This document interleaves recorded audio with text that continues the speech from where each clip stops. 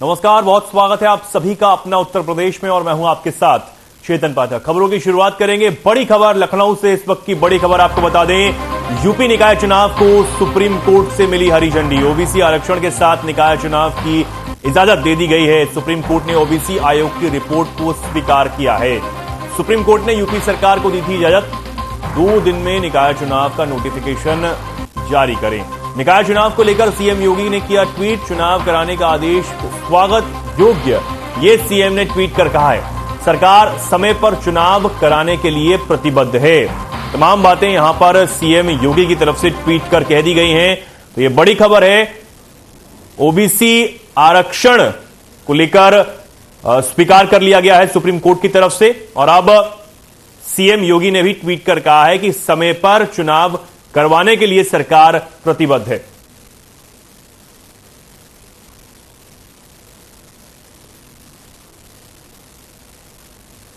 राहुल गांधी की सदस्यता समाप्त होने पर कांग्रेस ने प्रदर्शन किया। तहसील परिसर में केंद्र सरकार के खिलाफ प्रदर्शन किया। कांग्रेस नेता ने कहा कि राहुल गांधी के सवालों से मोदी सरकार घबराई हुई है, इसलिए सदस्यता खत्म होने का षड्यंत्र रचा गया है। जिलाध्यक्ष ने कहा कि मोदी के सामने कांग्रेस नहीं झुकेगी और कांग्रेस 2024 में पूर्ण बहुमत की सरकार बनाएगी।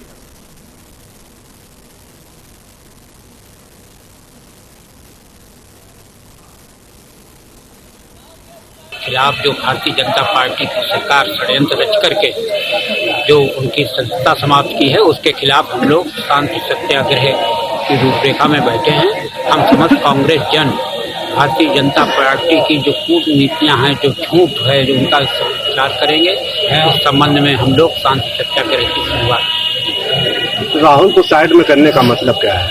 राहुल को, क्योंकि राहुल गांधी जी हर जगह पर भारतीय जनता पार्टी की गलत नीतियों का पर्दाफाश कर रहे थे।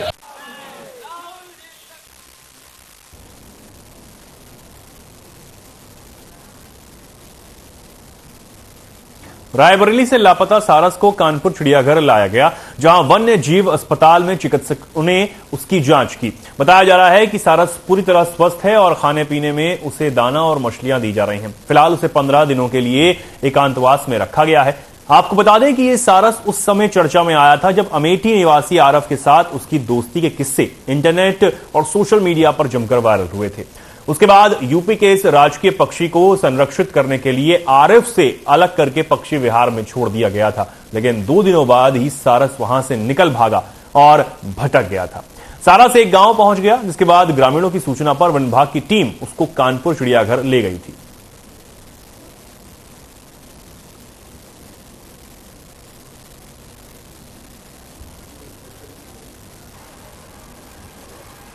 देखिए, हम लोगों ने ये सारस के बारे में जाना जब माननीय राष्ट्रीय अध्यक्ष जी मिलने गए अमेठी में सारस पक्षी से, तो बहुत अच्छे उसके उन्होंने पोस्ट देखे, उसके वीडियोस देखे और लगा कि मनुष्य और पक्षी की कितनी बढ़िया दोस्ती भी हो सकती है। उसको देखकर और दुर्भाग्य सौभाग्य से वो वहां से गिरफ्तार कर लिया गया और उसको आखिर में कानपुर के चिड़ियाघर में ले आया गया।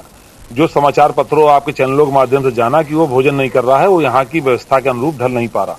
तो हमने एक शिवमंगल सिंह सुमन जी की कविता बच्चों ने पढ़ी थी, हम पंछी उन्मुक्त गगन के पिंजरबद्ध न रह पाएंगे, कनक तीलियों से टकराकर पुलकित पंख टूट जाएंगे। कविता तो लंबी है, लेकिन इसको देख करके मुझे लगा कि वो शायद ये जो कैद है उसको बर्दाश्त नहीं कर पा रहा। वो उसको यहाँ लाए जाने और क्वारंटाइन करने का विरोध कर रहे थे। सारस जो है वन्यजीव संरक्षण अधिनियम 1972 के तहत जो है उसको सुरक्षा प्राप्त है, उसको कोई पाल नहीं सकता है। एक तरह से उसको पालतू लगता है कि पालतू बनाया गया था, क्योंकि उसकी जो भोजन की हैबिट्स हैं जो है वो पका भोजन ज़्यादा खा रहा है, कच्चा भोजन अभी कम खाना चाह रहा है। तो क्वारंटाइन रखा गया ताकि उसके व्यवहार में सुधार आ जाए। व्यवहार में सुधार आ जाएगा, नेचुरल फूड खाने लगेगा, कच्चा अनाज और जो भी भोजन है उसका मूल भोजन होने लगा, तब फिर हमारे जो उच्च स्तर से निर्णय लिया जाएगा कि इसको प्राकृतवास में छोड़ा जाएगा, यहाँ रखा जाएगा।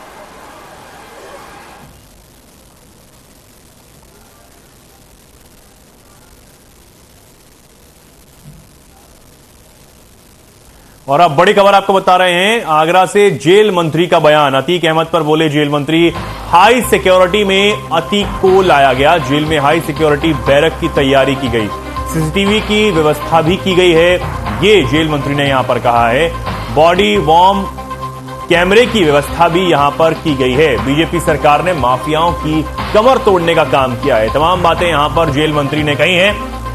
कहा है कि पूरी सुरक्षा व्यवस्था के साथ अतीक अहमद को लाया गया है और हाई सिक्योरिटी बैरक में उसे रखा गया है। सीसीटीवी कैमरों से लैस है ये बैरक और साथ ही साथ बॉडी वार्म कैमरे भी यहां पर उसकी व्यवस्था की गई है। ये तमाम बातें यहां पर जेल मंत्री की तरफ से सामने आई हैं। उन्होंने कहा है कि बीजेपी सरकार जो है माफियाओं की कमर तोड़ने का काम कर रही है।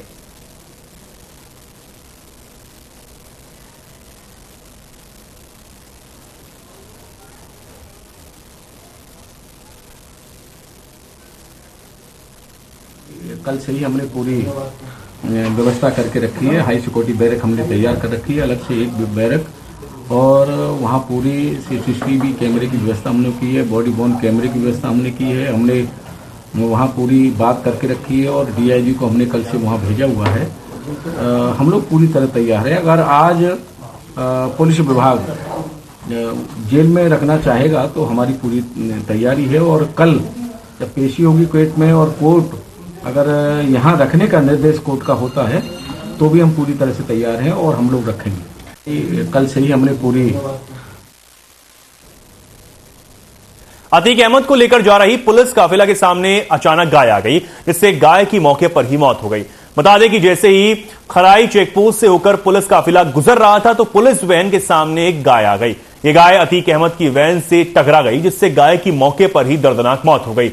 गनीमत रही कि वैन पलटने से बच गई, जिसके बाद पूरे काफिले को कुछ देर के लिए रोका गया और फिर यूपी के लिए काफिला रवाना हुआ।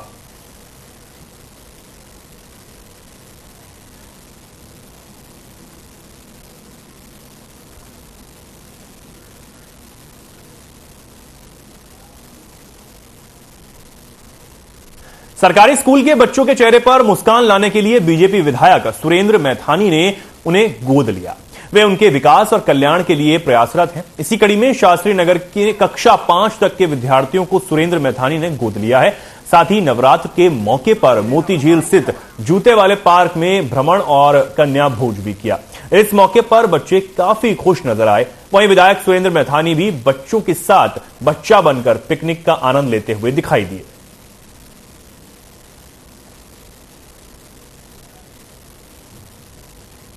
को गोद लिया है, सबसे बहुत बच्चों की समस्याएं दूर हुई हैं। योगी सरकार की ये पहल है कि जो प्राथमिक विद्यालयों की दशा सुधरे, सरकार ऐसा काम कर रही है। अच्छा, बिल्कुल बहुत अच्छा काम हो रहा है। एक निपुण भारत मिशन भी चल रहा है, उसके अंतर्गत जो काम हो रहा है उससे बच्चों की जो है शैक्षणिक गुणवत्ता बढ़ रही है। और भी काम जो है उनके बहुत अच्छे हैं, योगी सरकार जी के काम बहुत अच्छे। तो मैं काम करती हूँ बच्चों के खेलने पे कि वो खेल खेल कर सीखें, और आज हमने ये जो इवेंट ऑर्गेनाइज किया है ये प्ले के ऊपर इवेंट है, जिसमें कि बच्चे खेलेंगे, सीखेंगे। और एक्चुअली क्या होता है, खेलते हैं तो उसी से खुशी आती है बच्चों में, और लर्निंग के लिए मोटिवेशन आता है। So this is our motive. बच्चों में कितना उत्साह नजर आ रहा है? बच्चे बहुत खुश हैं। मैं स्कूल गई थी, उनको वहीं से पिक किया और लेकर के आई हूँ। वहाँ के बच्चों को बताएं कि हम वहाँ गए तो हमने बोटिंग करी, हमने झूला झूला। मैं इनको सबको जो आज यहाँ मोती झील में लेकर के आया हूँ, तमाम झूले और बोटिंग करा रहा हूँ। यही मैंने इस प्रकार का क्रम एक कानपुर के जू में कराया था इन बच्चों को ले जाके, और वहाँ टॉय ट्रेन में बैठा करके पूरा जू इनको घुमाया था, और इनको खिलाना पिलाना, सब एक रुचि इनकी शिक्षा के प्रति पैदा करना और इनको वो माध्यम बनाना जिससे संख्या बढ़े। 28 की संख्या उस विद्यालय में थी, आज लगभग मुझे लगता है 75-80 के आसपास।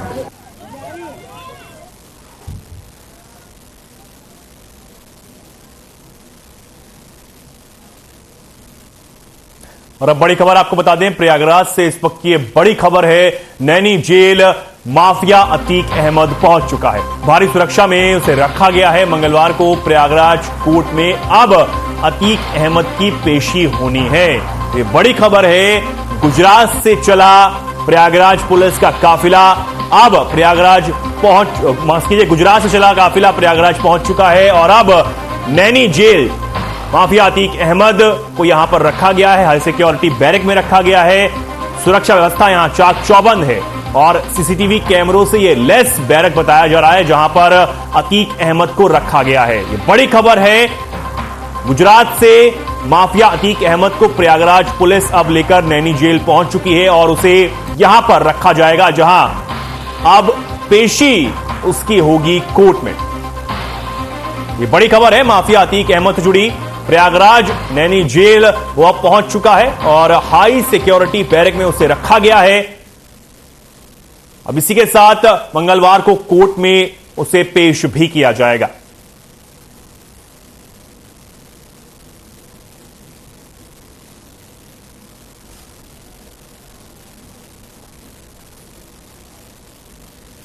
भारी सुरक्षा के बीच अशरफ को नैनी जेल लाया गया।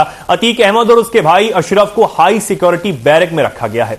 सीसीटीवी कैमरों के जरिए हर पल नजर उन पर रखी जाएगी। जेल के बंदी रक्षक भी बॉडी वॉर्म कैमरों से लैस रहेंगे, जो अतीक और अशरफ के साथ लगातार बने रहेंगे।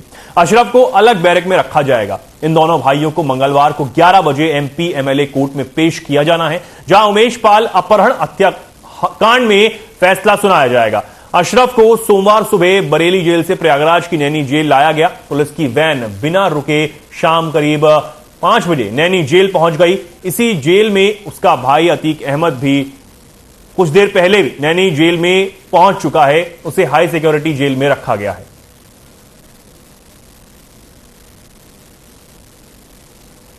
तो अतीक अहमद और साथ में उसके भाई अशरफ को अब नैनी जेल लाया गया है, जहां से मंगलवार को दोनों को ही कोर्ट में पेश किया जाएगा, जिस पर फैसला आने की संभावना भी बताई जा रही है। पहले अतीक अहमद के साथ जो पुलिस काफिला था वो नैनी जेल पहुंचा। उसके बाद उसके भाई अशरफ को भी नैनी जेल शिफ्ट किया गया है, जहां दोनों को ही हाई सिक्योरिटी बैरक में रखा गया है। बताया जा रहा है कि सीसीटीवी कैमरों से यह बैरक लैस है। पूरी तरीके से सुरक्षा व्यवस्था यहां चाक चौबंद है।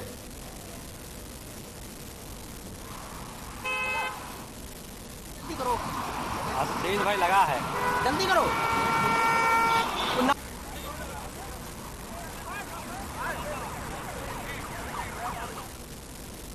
पुलिस से सेटिंग के बाद कन्नौज में भूमाफियाओं का बुलडोजर गरजा। व्यापारियों के 2 मंजिला गोदाम को भूमाफियाओं के बुलडोजर ने गिरा दिया। 2 जेसीबी लगाकर गोदाम गिराया गया। सूचना पर पहुंची पुलिस के सामने भूमाफिया बुलडोजर लेकर फरार हो गया। व्यापारी ने लाखों रुपए की अलमारी, फ्रिज और कूलर लूटने का आरोप भी लगाया है। तिरवा कोतवाली क्षेत्र के मणिपुरवा गांव में दबंग भूमाफिया के हौसले बुलंद है। पीड़ित व्यापारी ने पुलिसिया कार्यशैली पर भी गंभीर आरोप लगाए हैं।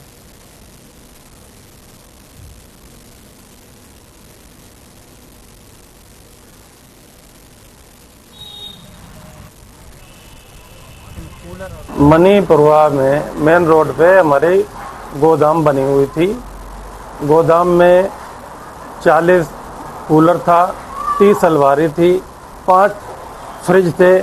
ये सब दिनेश यादव, कौशलेंद्र यादव, प्रकाश यादव और इनके गोलू यादव और 4-5 अज्ञात ये सब सामान बन रहे रात में।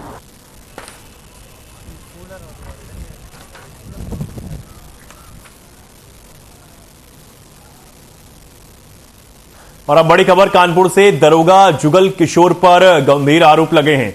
दरोगा से नहीं संभाली जा रही सरकारी वर्दी, ये बातें यहां पर निकलकर सामने आ रही हैं। थाना कैंट में तैनात दरोगा का अश्लील फोटो सोशल मीडिया पर वायरल हो गया है। युवती दरोगा की वर्दी में रील बना रही थी, ये तस्वीर भी यहां वायरल हुई है। दरोगा पर सेक्स रैकेट के संचालन का आरोप भी है। सूत्रों के हवाले से बड़ी खबर है।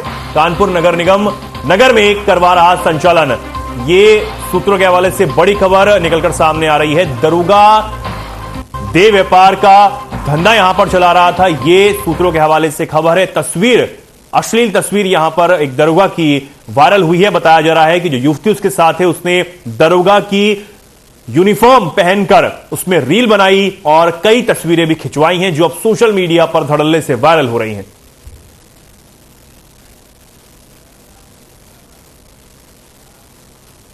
गाजियाबाद नगर निगम बकायेदारों से लगातार वसूली करने में जुटा हुआ है, जिसके तहत निगम ने कड़ी कार्रवाई करते हुए टैक्स विभाग ने कार्रवाई की है। जिन बड़े बकायेदारों ने अपना टैक्स अभी तक जमा नहीं किया है, उनके विरुद्ध कड़ी कार्रवाई के आदेश जारी कर दिए गए हैं। नगर आयुक्त डॉक्टर नितिन गौड़ ने आदेश जारी किए हैं। इसके क्रम में ही विजय नगर जोन स्थित प्रतीक ग्रुप का हेड ऑफिस सील कर दिया गया। अभियंता डॉक्टर संजीव सिन्हा ने बताया कि नगर आयुक्त महोदय के निर्देश अनुसार शहर में बड़े बकायेदारों से टैक्स वसूली का काम चल रहा है। इसमें विजयनगर सिद्धार्थनगर में स्थित प्रतीक ग्रुप पर लगभग 43 लाख का टैक्स बकाया था। जमा न कराने पर अब उसे सील कर दिया गया है।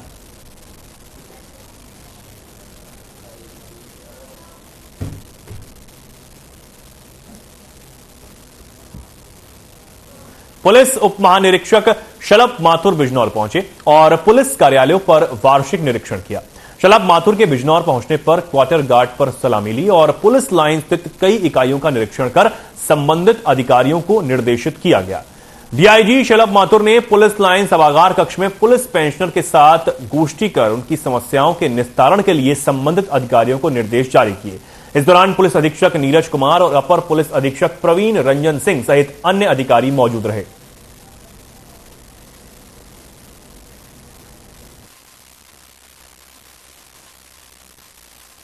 जी, मेरे द्वारा कल सबसे पहले तो थाना शिवाला कला का वार्षिक निरीक्षण किया गया था और उसके बाद सभी जनपद के राजपत्रित अधिकारियों के साथ पुलिस लाइन के अंदर मीटिंग की गई थी। आगामी त्यौहार, क्राइम और सारी जो आगे हमारी निरोधात्मक कार्रवाई है उनको लेके, और थाने की स्थिति जैसा देखा बहुत ही अच्छे तरीके से थाना था। वहाँ की मैच वगैरह अच्छे रूप से संचालित थी और महिला हेल्प डेस्क भी काफ़ी अच्छा काम कर रही थी। उस संदर्भ में जो आवश्यक दिशा निर्देश जहाँ कमी थी, जैसे बाउंड्री वॉल को और बेहतर।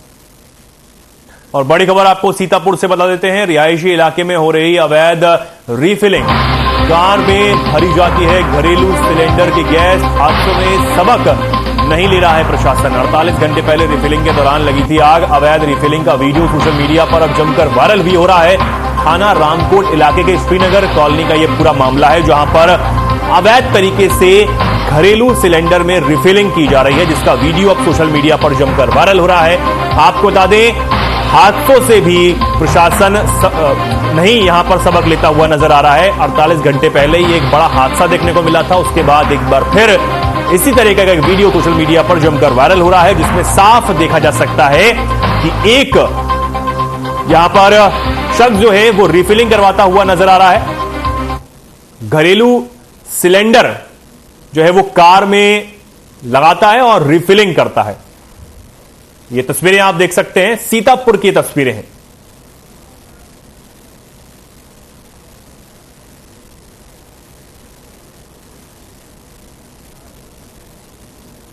सीतापुर के लालबाग चौराहे पर अखिल भारतीय प्रावधान संगठन की ओर से सपा राष्ट्रीय महासचिव रामगोपाल यादव का पुतला फूंका गया। बता दें कि मामला रामगोपाल यादव की ओर से प्रधानों के ऊपर आपत्तिजनक टिप्पणी करने को लेकर है।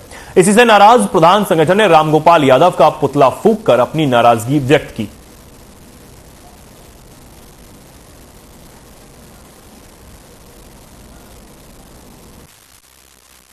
देखिए, अखिल भारतीय प्रधान संगठन के द्वारा दिल्ली में हम अपने अधिकारों में जो हमारी कटौती हो रही है, इनको लेकर के हम लोग दिल्ली में विरोध प्रदर्शन कर रहे हैं। माननीय सांसदों, सभी सांसदों से, सत्ता पक्ष विपक्ष सभी सांसदों से हम लोग मिल रहे हैं, अपनी बातों को वहां पर रख रहे हैं। इसी क्रम में माननीय रामगोपाल यादव जी के समक्ष भी हमारे माननीय राष्ट्रीय अध्यक्ष जितेंद्र चौधरी गए हुए थे। साथ में 3 जनपद वहां पर जाते हैं दिल्ली में विरोध प्रदर्शन करने के लिए, वो प्रधान साथी मौजूद थे।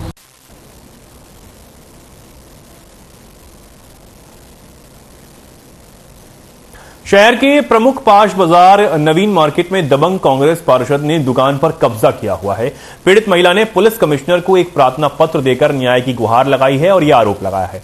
रेल बाजार थाना क्षेत्र के मीरपुर मत रहने वाली रूबी मोइन ने आरोप लगाते हुए कहा कि उनकी दुकान नवीन मार्केट में स्थित है और इसी दुकान में बाबू पुरवा के कांग्रेस पार्षद इरफान ने कब्जा किया हुआ है और आए दिन गाली गलोच और मारपीट तक करता है। इस बात का विरोध हम लोग पूरे परिवार सहित करते हैं और जान से मारने की धमकी वो देता है। कांग्रेसी पार्षद इरफान के खिलाफ शहर के कई थानों में मुकदमे चल रहे हैं और इनका अराजक तत्वों के साथ उठना बैठना भी है।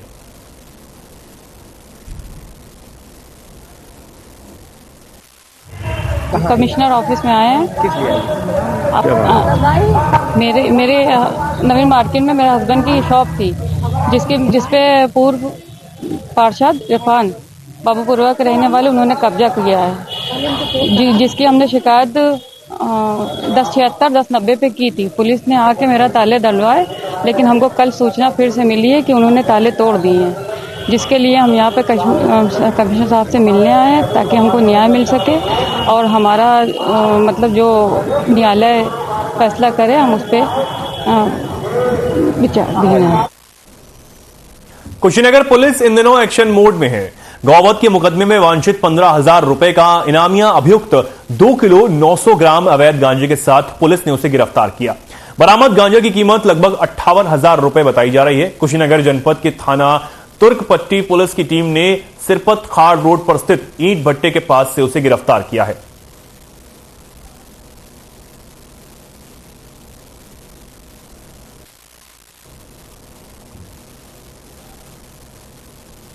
सीतापुर में अपर पुलिस अधीक्षक दक्षिणी एनपी सिंह के निकट पर्यवेक्षण व क्षेत्र अधिकारी महमूदाबाद रविशंकर प्रसाद के नेतृत्व में पुलिस टीम ने चोरी की 10 घटनाओं का सफल अनावरण करते हुए 3 शातिर चोरों को गिरफ्तार किया। बता दें कि गिरफ्तार अभियुक्तिकरण ने जनपद सीतापुर के कई थाना क्षेत्रों के साथ साथ अन्य जनपद गोंडा व राज्य मध्य प्रदेश के विभिन्न क्षेत्रों में हुई चोरी की घटनाओं में संलिप्तता स्वीकार की है। इसके संबंध में संबंधित राज्य जनपद में तीनों अभियुक्तों के विरुद्ध पूर्व से दर्जनों अभियोग पंजीकृत हैं। आरोपी के कब्जे से चोरी की घटनाओं से संबंधित 1,39,222 रुपए नगद व लाखों रुपए के कीमती सोने चांदी के जेवरात भी बरामद किए गए हैं।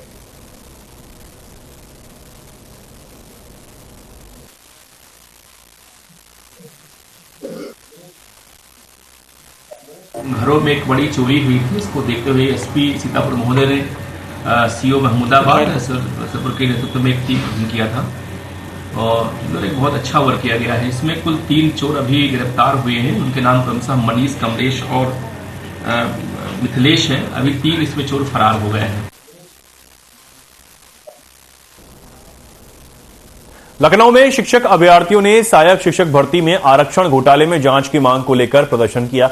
इसी सबके बीच प्रदेश भर में बड़ी संख्या में आरक्षित वर्ग के अभ्यर्थी लखनऊ पहुंचे और शिक्षक अभ्यर्थी बेसिक शिक्षा राज्य मंत्री संदीप सिंह के आवास के बाहर प्रदर्शन कर उसका घेराव किया। इस दौरान पुलिस ने प्रदर्शन कर रहे कई शिक्षक अभ्यर्थियों को हिरासत में लिया। बता दें कि छात्र बेसिक शिक्षा मंत्री से लगातार मिलने की मांग कर रहे थे, जिस पर 5 सदस्यीय प्रतिनिधिमंडल को मुलाकात करने की सहमति मिली। इसके बाद 5 सदस्यीय प्रतिनिधिमंडल से बेसिक शिक्षा मंत्री से मुलाकात करने के लिए वो गया।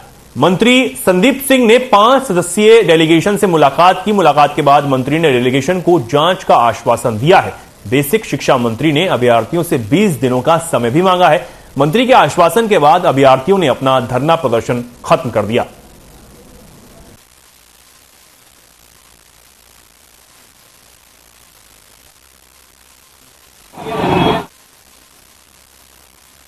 डेलीगेशन था, हमारी 2 महिलाएं थी, हम 3 भाई थे और हम लोग की जो मांग थी उस मांग पर माननीय शिक्षा मंत्री जी ने अपनी वो जताई कि नहीं, हम इस मांग को लेकर के, चूंकि एक ऑर्डर ये बड़ा ऑर्डर है और एक विशेष कम्युनिटी के खिलाफ आया है, जो पिछड़े और दलितों के खिलाफ आया है, तो उस पर सरकार भी कोई निर्णय लेने में भी हिचकिचा रही है। इसमें न्यायिक विभाग है, माननीय मुख्यमंत्री जी हैं और विभाग के अधिकारी हैं, सारे चीज़ों से बातचीत हो रही है। अभी जल्द ही माननीय मुख्यमंत्री जी से मुलाकात माननीय शिक्षा मंत्री जी की और तमाम आला अधिकारियों और डबल एजी के साथ होनी है, तो उसमें कहीं ना कहीं हम लोगों के लिए भी। कुशीनगर के पंडरौना में 2 मासूम खेलते हुए अचानक 11,000 वोल्ट बिजली के तार की चपेट में आ गए। बता दें कि बच्चे छत पर खेल रहे थे, तभी अचानक तेज हवा के कारण बिजली का तार बच्चों के हाथ को छू गया और दोनों मासूम बुरी तरह घायल हो गए। ग्रामीणों ने आनन फानन में बच्चों को जिला अस्पताल में भर्ती करवाया, जहां इलाज के दौरान एक मासूम की मौत हो गई, वहीं दूसरे की जान बचाने के लिए हाथ कटवाना पड़ा। मामले में पीड़ित परिवार के अलावा नाराज ग्रामीणों का कहना है कि अब हम सभी लोग जनपद में जा रहे हैं, यूपी के मुख्यमंत्री योगी आदित्यनाथ से मिलकर अपनी व्यथा उन्हें सुनाएंगे और उन्हीं से न्याय की गुहार भी लगाएंगे।